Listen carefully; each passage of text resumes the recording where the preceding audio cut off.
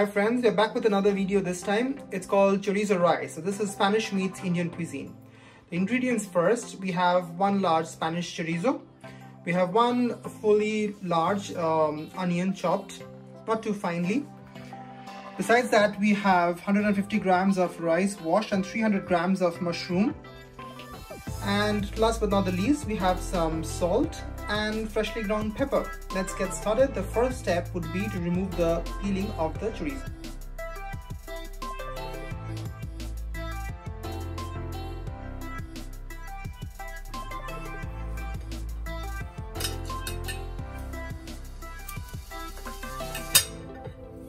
So now we are going to remove the casing first of the chorizo. The best way to do it would be to just slice it down the middle, and once you've done that, you just want to take off the peeling. As you can see, this is going to take a bit of time, but that's how you remove the skin. This is an absolutely essential step that needs to be done. So now the chorizos have been completely peeled, as you can see. Next step would be to just cut them into small pieces. So you can make rings.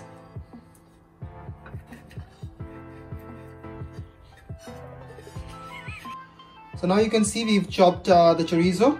The next step would be to cook the rice. We've set water here to boil, and once we are ready with the rice, we'll proceed on to the next step to prepare our dish finally. So the first step would be to cook the rice.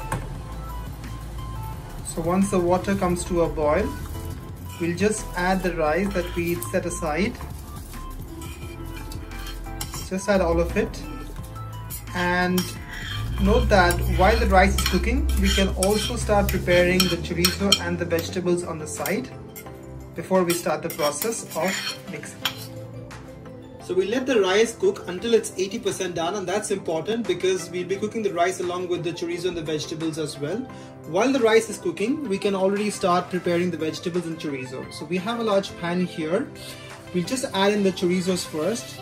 Note that we won't use any additional oil here because the chorizo is going to let out some fat, and the vegetables are going to cook in the fat of the chorizo.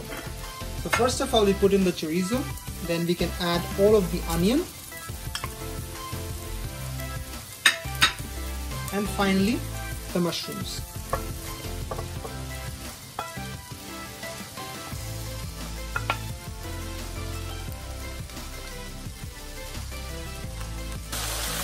So we've added all the vegetables, that's the mushroom and the onions, together with the chorizo, and we're going to mix it gradually now. We're also going to add some salt at this stage, but not too much, because note that the chorizo is already very salty.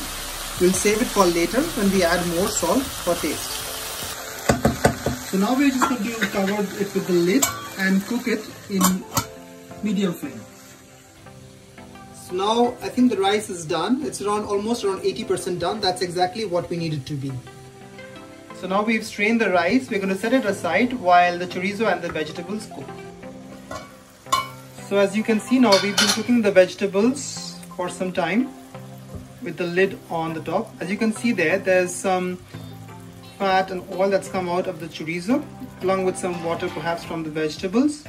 We're going to continue cooking this while the vegetables are continuously cooked, and this is exactly the reason why we didn't add any additional oil. So now is the perfect time to add the rice, as the vegetables and the chorizo has been cooking for some time. Just gradually add the entire amount of rice.